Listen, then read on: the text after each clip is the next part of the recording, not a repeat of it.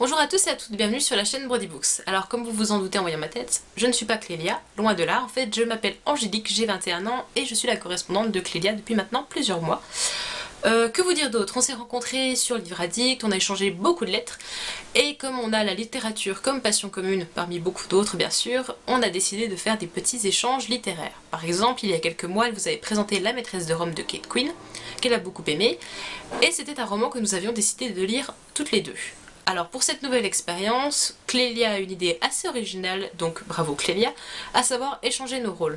À la base, moi je ne suis pas du tout youtubeuse littéraire, au contraire, je fais autre chose, j'écris des articles, je tiens un blog qui s'appelle le Livroscope, et je ne suis pas du tout expérimentée avec les vidéos. A l'inverse, Clélia, elle, a sa chaîne et ne fait pas d'articles, et elle m'a dit du coup, est-ce que ça t'intéresserait de faire une vidéo à ma place pour voir ce que ça fait? Et j'ai dit, bah oui, très bonne idée. Et alors c'est pour ça que vous me retrouvez aujourd'hui à la place de Clélia, tout comme vous retrouverez aussi Clélia aujourd'hui, mais sur mon blog avec un article qu'elle aura rédigé avec ses petites mains. Donc voilà pour les présentations. Je tenais juste à préciser une petite chose avant de vous présenter le livre du jour, puisqu'on va quand même parler de littérature, c'est que, évidemment, comme je viens de vous le dire, je ne suis pas du tout youtubeuse littéraire, je n'ai aucune connaissance en vidéo, loin de là.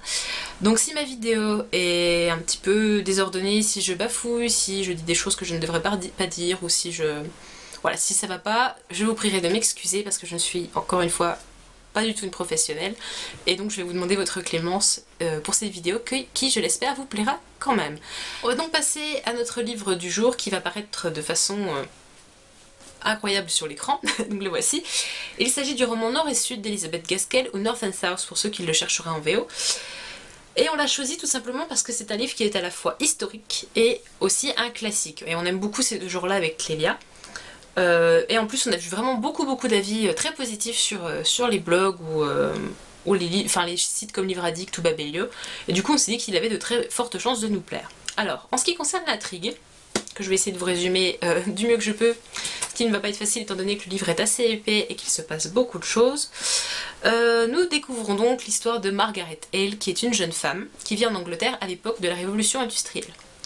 Elle vit donc dans le sud, dans une petite ville, ou plutôt un village qui s'appelle Elstone. Et Elstone, c'est pour elle le paradis sur terre. C'est la nature, les balades dans la forêt, les aquarelles de fruits, les paysans avec lesquels elle s'entend à merveille. Bref, le paradis sur terre qu'elle ne souhaite jamais quitter. Malheureusement, pour elle en tout cas, son père, qui est pasteur et qui a des doutes de conscience, décide de quitter Elstone parce qu'il ne se sent plus capable d'assumer son rôle de pasteur, et il préfère donc quitter son métier et cette ville ce village que pourtant ils aiment beaucoup, pour aller s'établir ailleurs. Et la petite famille va donc déménager dans le nord de l'Angleterre, d'où le titre Nord et Sud, dans une ville qui s'appelle Milton Northern et qui est l'opposé d'Elstone. Elstone, c'est, comme je vous l'ai dit, un temple de la nature, alors que Milton Northern, c'est l'industrie, les usines, les ouvriers, un air irrespirable, la pollution, bref, tout ce que Margaret déteste. Et pourtant, elle va devoir apprendre à vivre dans cette nouvelle ville, à s'habituer à ce nouvel environnement, et surtout affronter énormément d'événements tragiques et douloureux qui vont un petit peu lui tomber comme ça sur la figure du jour au lendemain.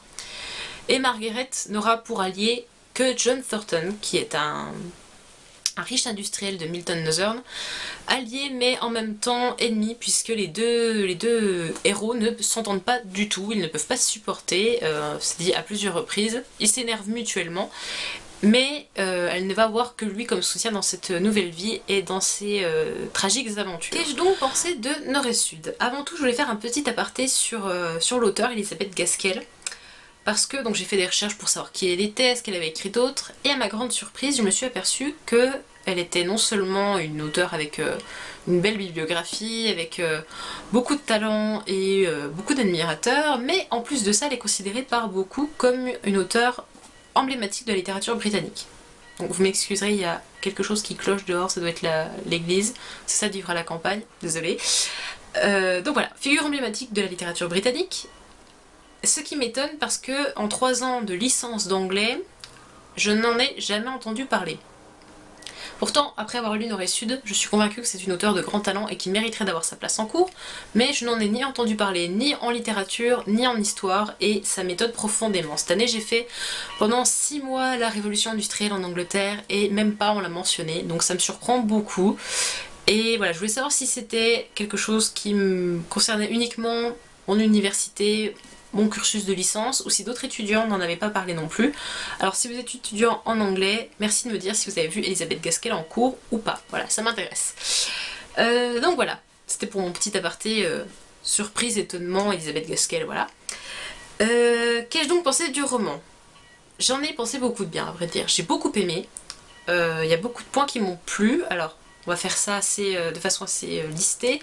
Tout d'abord, j'ai beaucoup aimé le style d'Elisabeth Gaskell, que j'ai trouvé à la fois simple, efficace et en même temps recherché. Elle nous raconte son histoire avec beaucoup de finesse, avec beaucoup d'intelligence, sans que ça aille dans des choses trop compliquées qui dénaturaient un petit peu l'histoire. Donc voilà, j'ai été séduite par son style, j'ai vraiment été emportée, les pages se lisent assez facilement. Il est épais, mais vraiment je l'ai lu en 2 ou 3 jours tellement j'étais happée par le style et par l'histoire. Donc voilà, gros point fort pour le style d'Elisabeth Gaskell qui m'a plu.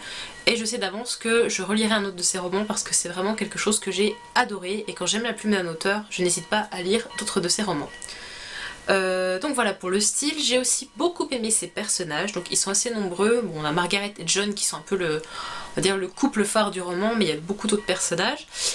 Et j'ai été agréablement surprise par sa façon de les présenter. On m'a beaucoup dit que ça ressemblait un petit peu au personnage de Jane Austen. Je suis assez d'accord parce que c'est vrai que Jane Austen a une façon très particulière de présenter ses personnages, elle a beaucoup de talent pour ça, et c'est une des raisons qui fait que j'aime bien cet auteur. Et c'est vrai qu'Elisabeth Gaskell a des personnages un petit peu comme ceux de Jane Austen, assez typés, sans être caricaturaux.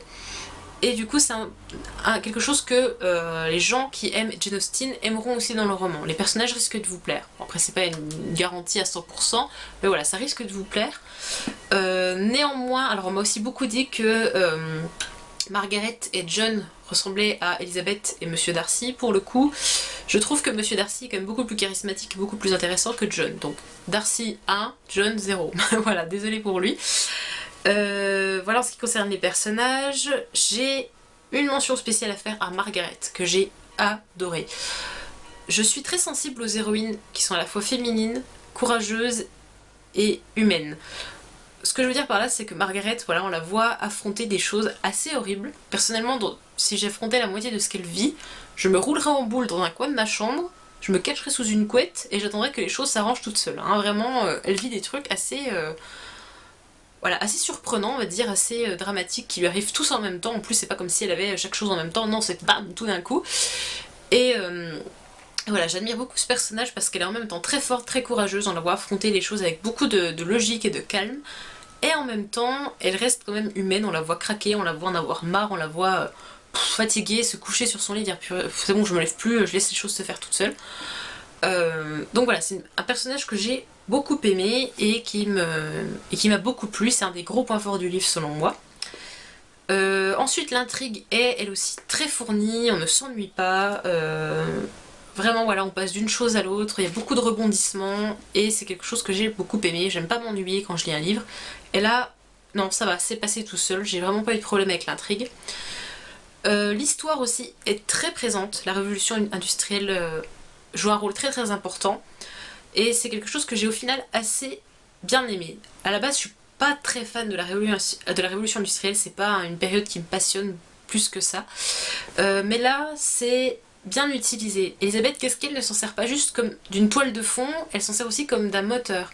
On voit Elisabeth qui rencontre des ouvriers, on voit des conversations, enfin on lit des conversations entre les personnages sur la grève, sur les relations patron-ouvrier, il y a beaucoup d'éléments historiques qui interviennent dans le roman. Il y a par exemple un passage où on voit des immigrés irlandais qui viennent travailler en Angleterre et tous les conflits que ça entraîne, etc.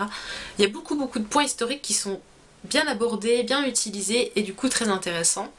Donc voilà, j'ai beaucoup aimé ce point-là, j'ai beaucoup aimé la façon dont Elisabeth Gaskell utilise avec brio la révolution industrielle dans son roman.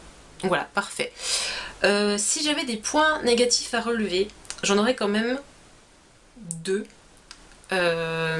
Oui, deux.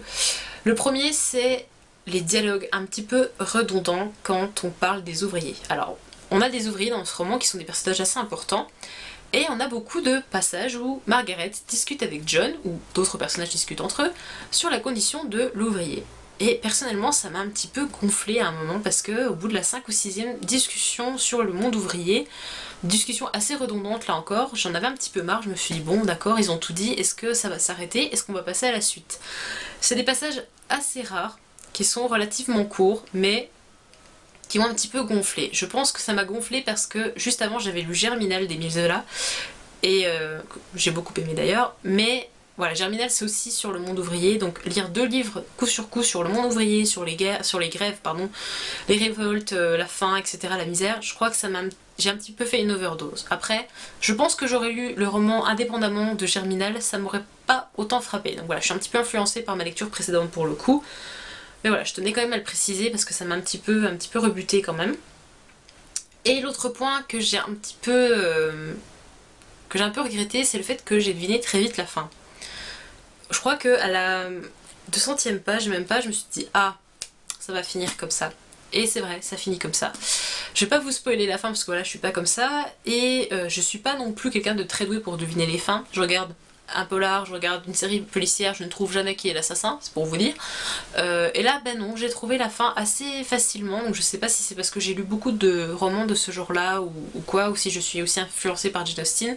Mais voilà, j'ai beaucoup trouvé... Enfin, j'ai trouvé très vite la fin.